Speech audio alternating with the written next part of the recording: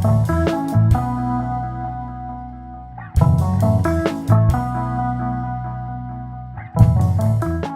Self-actualizers accept their own human nature with all its flaws, the shortcoming of others, and the contradictions of the human condition are accepted with humor and tolerance.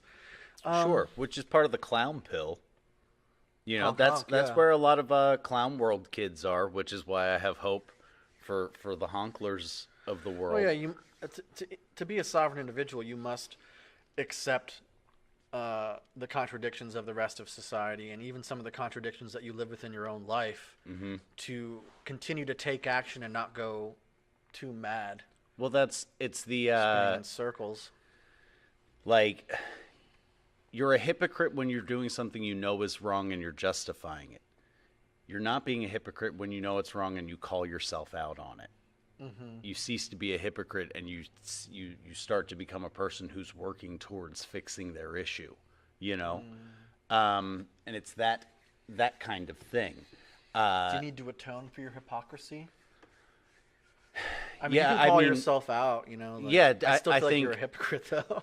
I think if you well, it's like you make one meal, you're not a chef, right? You got to wander into those woods of your hypocrisy, and you may have to find your way out and maintain yourself outside of that for long Mm-hmm. enough for other people to change. But the drive for that still has to want to come from you, and that in there, what was the thing you just read? The comfortable, efficient Comfortable with, perception of reality, comfortable acceptance, all of that yeah. still to me ties back to that one fear, It's an acceptance of human nature with flaws, right? that the acceptance of that one fear of exclusion from the group. Um, Yeah, it's definitely a challenge. I mean, I don't think I'm it's possible. self-conscious about what other people think of me, Sure. for sure.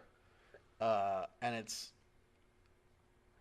part of it, though. I just accept and I have to move forward. Other times, I have to work against some of these things. Hmm. But I'm definitely always kind of judging myself from the outside of what people who don't even exist think about me. And I think a Right. lot of people do that, Right. and that's part of that social alienation that you got.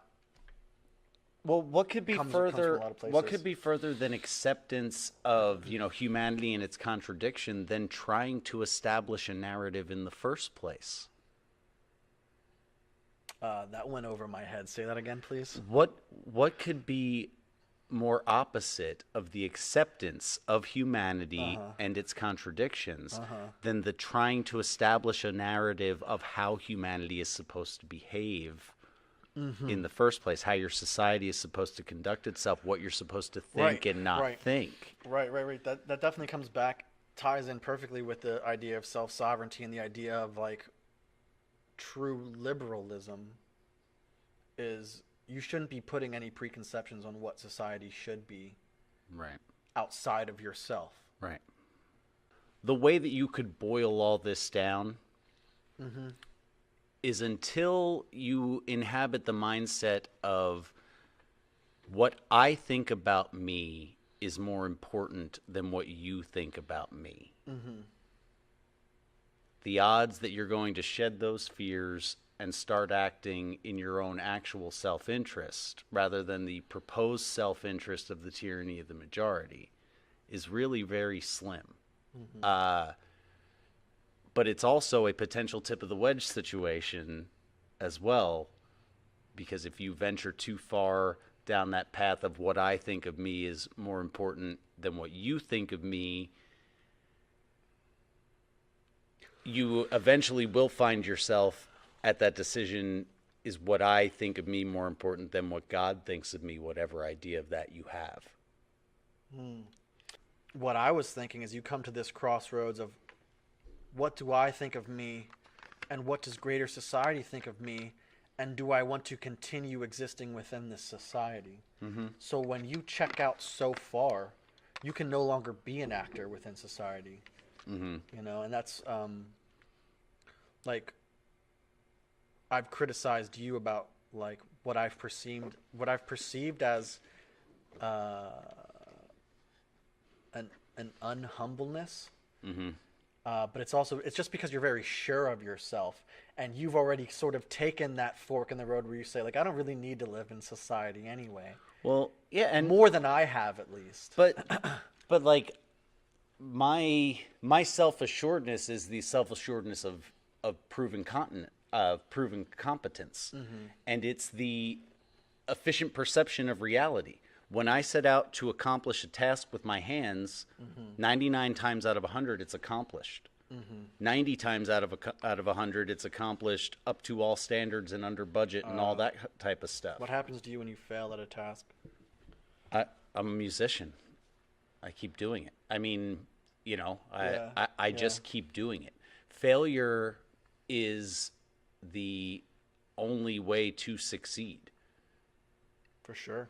Failure is the For only way sure. to succeed. And anybody that's learned instruments can tell you that the way you face failure is to try again, or else you'd never learn to make a thing that sounds like music. Right. Yeah. I mean, we're averse to risk these Sure. days, and being a sovereign individual is going to take a lot of risk. I am not risk adverse. I'm not risk adverse, but no entrepreneur is, risk adverse in nature. I'm risk adverse in the idea that I have pattern recognition, and so I understand the potential risks of heading down a path. But I'm not risk adverse in the sense of what are people going to think of you? I don't care, and I can't control it anyway.